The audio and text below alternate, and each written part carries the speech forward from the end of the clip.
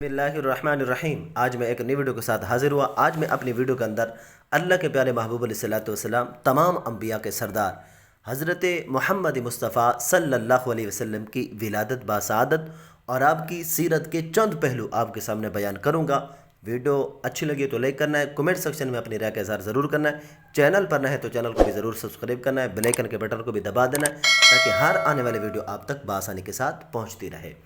سرور کائنات صلی اللہ علیہ وسلم کی ولادت نثار تیری چہل پہل پر ہزاروں عیدیں ربیع الاول سوائے ابلیس کے جہاں میں سبھی تو خوشیاں منا رہے ہیں۔ ماہ ربیع الاول وہ عظیم ماہ ہے جس میں امام الانبیاء، حبیب کبریا، فخر موجودات، باعث تخلیق کائنات حضرت محمد صلی اللہ علیہ وسلم کی ولادت باسعادت ہوئی۔ آپ تمام جہانوں کے لیے رحمت بن کر آئے۔ آپ کے وجود مسعود سے پوری دنیا میں نور حق پھیلا اور کفر باطل کی تاریکیاں چھٹ گئیں۔ یہی وہ دور تھا جب جہالت عام تھی، عدل و انصاف ناپید تھا، انس پیار محبت نام کی کوئی چیز نہ تھی، تاریک تھا، ظلم قدا تھا، سخت کالا تھا، پردے سے پردہ کیا نکلا کہ گھر گھر میں اجالا تھا۔ عرش و فرش پر خوشیوں کا اظہار۔ حضرت عمر بن قتیبہ رضی اللہ تعالیٰ عنہ سے مروی ہے کہ میں نے اپنے والد سے سنا جو بہت بڑے عالم تھے، فرماتے حضرت آمنہ رضی اللہ تعالیٰ عنہ کے ہاں ولادت باسعادت کا وقت قریب آیا تو اللہ تعالیٰ نے فرشتوں سے فرمایا کہ تمام انسانوں اور جنتوں کے دروازے کھول دو۔ اس روز سورج کو عظیم نور پہنایا گیا اور اللہ تعالیٰ نے دنیا بھر کی عورتوں کے لیے یہ مقدر کر دیا کہ وہ حضور صلی اللہ علیہ وسلم کی برکت سے لڑکے جنیں۔ اللہ تعالیٰ نے میلاد النبی پر پورا سال خوشی کا اظہار فرمایا۔ علامہ نور الدین علی بن ابراہیم بن احمد حلبی شافی لکھتے ہیں جس سال نور محمد صلی اللہ علیہ وسلم حضرت آمنہ کو ودیت ہوا وہ فتح، نصرت، تر و تازگی اور خوشحالی کا سال کہلایا۔ اہل قریش اس سے قبل معاشی بدحالی اور قحط سالی میں مبتلا تھے۔ ولادت کی برکت سے اس سال اللہ نے بے آب و گیا زمین کو شادابی، ہریالی عطا فرمائی، سوکھے درختوں اور مردہ شاخوں کو ہرا بھرا کر کے انہیں پھلوں سے لاد دیا۔ اہل قریش اس طرح ہر طرف سے کثیر خیر آنے سے خوشحال ہو گئے۔ میلاد النبی کی خوشیاں منانے کا حکم خداوندی اللہ کے فضل اور اس کی نعمتوں کا شکر بجا لانے کا ایک مقبول عام طریقہ خوشی مسرت کا اعلانیہ اظہار ہے۔ میلاد مصطفیٰ سے بڑی نعمت اور کیا ہو سکتی ہے؟ یہ وہ نعمت عظمیٰ ہے جس کے لیے خود رب کریم نے خوشیاں منانے کا حکم فرمایا۔ قل بفضل اللہ وبرحمتہ فبذلک فلیفرحوا ھو خیر مما یجمعون۔ فرما دیجئے یہ سب کچھ اللہ کے فضل اور اس کی رحمت کے باعث ہے جو بعثت محمدی صلی اللہ علیہ وسلم کے ذریعے تم پر ہوا ہے۔ پس مسلمانوں کو چاہیے کہ اس پر خوشیاں منائیں۔ یہ خوشی منانا اس سے کہیں بہتر ہے جسے وہ جمع کرتے ہیں۔ اس آیت کریمہ میں اللہ تعالیٰ کا روح خطاب اپنے حبیب سے ہے کہ اپنے صحابہ رضی اللہ تعالیٰ عنہ اور ان کے ذریعے پوری امت کو بتا دیجئے کہ ان پر اللہ کی جو رحمت نازل ہوئی ہے وہ ان سے اس امر کی متقاضی ہے کہ اس پر جس قدر ممکن ہو سکے خوشی اور مسرت کا اظہار کریں۔ جس دن حبیب خدا کی ولادت مبارکہ کی صورت میں عظیم ترین نعمت انہیں عطا کی گئی اسے شایان شان طریقے سے منائیں۔ اس آیت میں حصول نعمت کی یہ خوشی امت کی اجتماعی خوشی ہے جسے اجتماعی طور پر جشن کی صورت میں ہی منایا جا سکتا ہے، چونکہ حکم ہو گیا ہے کہ خوشی مناؤ۔ اجتماعی طور پر خوشی عید کے طور پر منائی جاتی ہے یا جشن کے طور پر، لہٰذا آیہ کریمہ کا مفہوم واضح ہے کہ مسلمان یوم ولادت رسول اکرم صلی اللہ علیہ وسلم کو عید میلاد النبی کے طور پر منائیں۔ ولادت مصطفیٰ صلی اللہ علیہ وسلم کی خوشی میں جھنڈے نصب ہوئے۔ ولادت و میلاد مصطفیٰ صلی اللہ علیہ وسلم عالم انسانیت پر خدا بند کریم کا احسان عظیم ہے۔ اللہ سبحانہ و تعالیٰ نے حبیب مکرم کہ یوم میلاد کے موقع پر 14 سال پہلے بھی جھنڈے نصب فرمائے تھے۔ حضرت آمنہ رضی اللہ تعالیٰ عنہ فرماتی ہیں میں نے دیکھا کہ 3 جھنڈے نصب کیے گئے، ایک مشرق میں، دوسرا مغرب میں، تیسرا کعبے کی چھت پر، اور حضور اکرم صلی اللہ علیہ وسلم کی ولادت ہوگی۔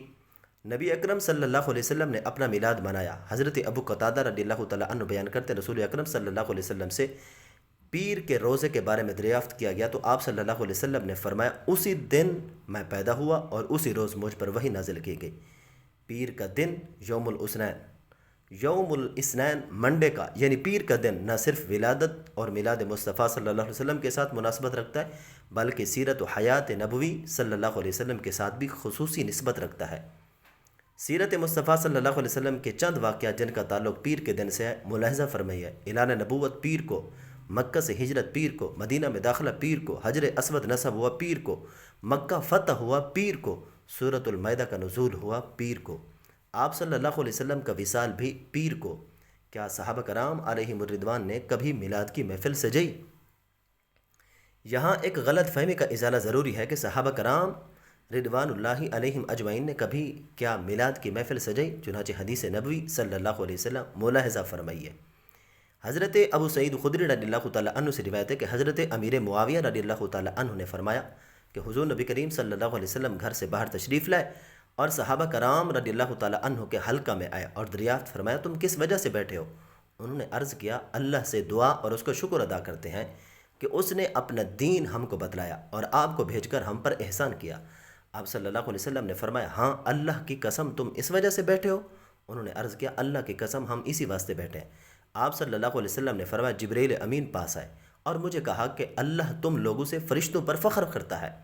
अहले मदीना ने नबी करीम सल्लल्लाहु अलैहि वसल्लम की मदीना आमद पर बे इंतहा खुशी मनाई। हज़रत बरा बिन आज़िब रदियल्लाहु ताला अन्हु फरमाते हैं, सबसे पहले मदीना मुनव्वरा में हमारे पास जो आए वो हज़रत मुसअब बिन उमैर, हज़रत उम्म मक्तूम रदियल्लाहु ताला अन्हुमा हैं और ये दोनों हज़रात लोगों को कुरान पढ़ाते थे। फिर हज़रत बिलाल, हज़रत साद बिन अबी वक़ास, हज़रत अम्मार बिन यासिर रदियल्लाहु ताला अन्हुम आए। उनके बाद हज़रत उमर बिन ख़त्ताब रदियल्लाहु ताला अन्हु जो नबी करीम सल्लल्लाहु अलैहि वसल्लम के 20 असहाब को साथ लाए थे।